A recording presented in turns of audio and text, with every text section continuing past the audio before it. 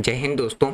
इस सवाल को जरा ध्यान से देखिएगा और ये वाला जो सवाल पूछा गया है वो पूछा गया है एशियन हिस्ट्री से गौतम बुद्ध के रिगार्डिंग में। और ये क्वेश्चन पूछा गया है यूपीएससी प्रीलिम्स 2024 का जो एग्जाम हुआ था उसमें। क्वेश्चन ये पूछा गया है कि गौतम बुद्ध के रिगार्डिंग में कुछ नाम दिए गए हैं, उपनाम, उसके बारे में बताना था कि कौन कौन से नाम सही है। मतलब आप ये समझिए कि प्राचीन भारत के संदर्भ में गौतम बुद्ध को सामान्यतः निम्नलिखित में से किन उपनामों से जाना जाता है, ये पूछा जा रहा है। पहला था जैसे न्यायपुत्र, दूसरा था शक्ति मुनि और तीसरा था तथागत। इन तीनों में से बताना था कि कौन कौन से उपनामों से गौतम बुद्ध को जाना जाता था। ऑप्शन ए था केवल एक, ऑप्शन बी था 2 और 3, ऑप्शन सी था 1 2 3, 1 2 और 3 और ऑप्शन डी था उपयुक्त में से कोई भी गौतम बुद्ध के उपनामों से नहीं जाना जाता था। यही क्वेश्चन हम इंग्लिश मीडियम में भी देख लेते हैं। देखिए क्वेश्चन में ये पूछा गया था with the reference to ancient India Gautam Buddha was generally known by the which of the following epithets, मतलब किस उपनामों से जाना जाता था। जैसे पहला था आपके पास न्यायपुत्र, दूसरा था, अगर हम दूसरा बात करते हैं तो ये आपको देखने को मिलेगा न्याय मुनि के नाम से। अगर हम बात करते हैं किस नाम से, हाँ, तो शाक्य मुनि के नाम से। फिर अगर हम तीसरी की बात करते हैं तो तीसरा है तथागत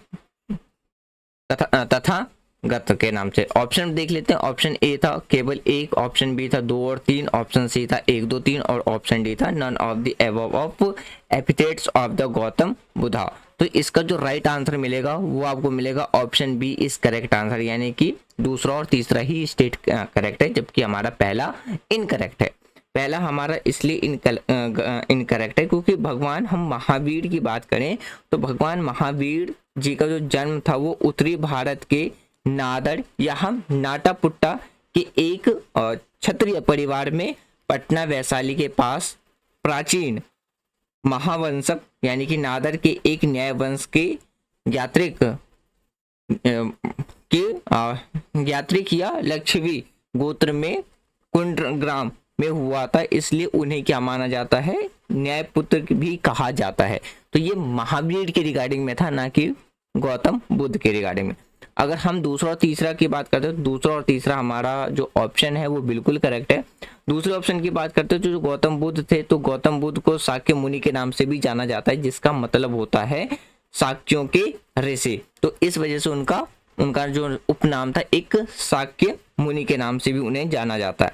तीसरे की बात करते हैं तो तीसरा भी हमारे स्टेटमेंट सही है। क्यों? क्योंकि भगवान बुद्ध अपने ज्ञानोदय के बाद बुद्ध ने स्वयं को क्या है, संवर्धित करने के लिए तथागत शब्द का उपयोग किया था। तथागत का मतलब होता है, अगर हम इसके अर्थ की बात करते हैं, वह जो सत्य की दुनिया से आया है, पूजनीय है और वह जो मानव और दिव्य लोक में क्या है, प्रसाद का पात्र है।